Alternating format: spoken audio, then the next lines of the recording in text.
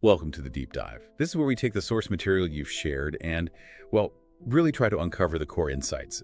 Today, we're embarking on quite a journey, actually. It's into a question that, let's face it, touches every single one of us, the relationship between money and happiness.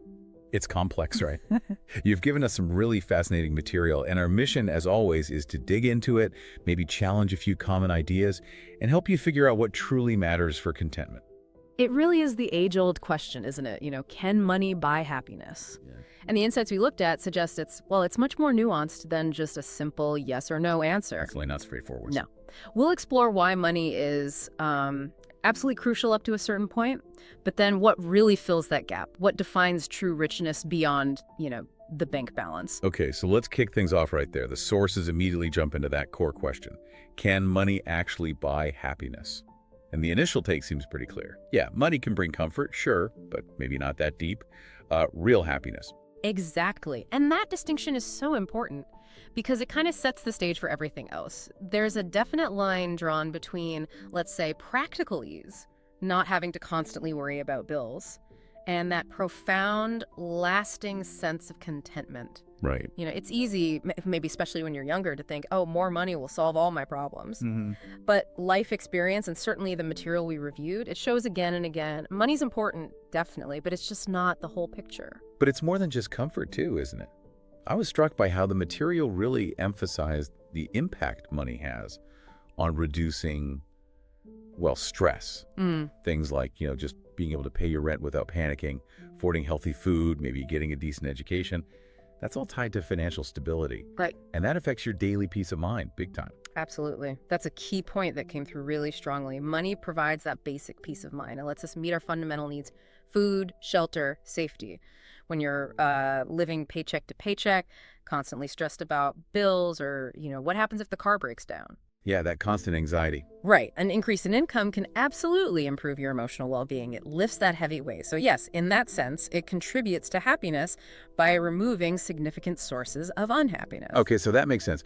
But then the sources brought up that that well-known Harvard study. Ah, yes. The plateau idea. Exactly. The one suggesting that after a certain income level, the figure usually mentioned is, around $75,000 a year? More money doesn't really boost happiness much more. What did the sources say about why? Is it just about meeting needs, or is there more to it? Well, it's fascinating, this happiness plateau concept.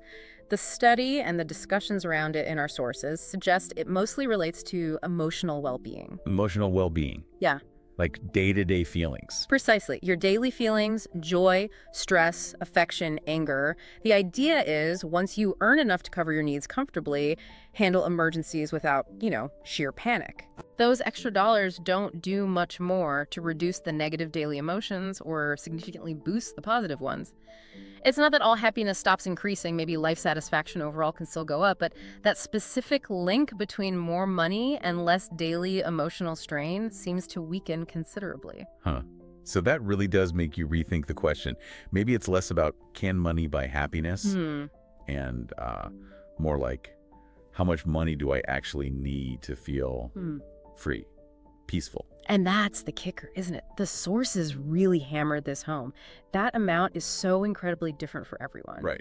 It's personal. Totally personal. It's less about the specific number and more about what that money allows you to do, or maybe more importantly, feel. There was that anecdote, remember, about the person earning a modest salary, but, traveling a lot, living simply. Oh, yeah, the one who was always smiling. Exactly. That person seemed to define richness completely differently. It wasn't about stuff. It was about experience, freedom from the burden of wanting more things. It really makes you pause and think about what rich even means. So, if piling up more money beyond that comfort point isn't the answer, what does lead to that deeper satisfaction? The sources really seem to focus on, other things. Relationships, purpose. Yes, exactly. Relationships, finding meaning or purpose in what you do, and actively cultivating sort of an inner peace. And what I found really interesting was the strong emphasis on gratitude. Gratitude. How did that fit in? Well, the idea was that even if you don't have a lot in material terms, if you genuinely appreciate what you do, have your health, people around you, simple pleasures, you can feel incredibly wealthy, which is, the complete opposite of that materialistic mindset, always chasing the next thing, always comparing. Ah, the comparison trap. Right. And the sources even mentioned how things like social media can make that so much worse. You're just seeing everyone else's highlight reel. Yeah, it distorts reality. Completely. It distorts what real happiness looks like.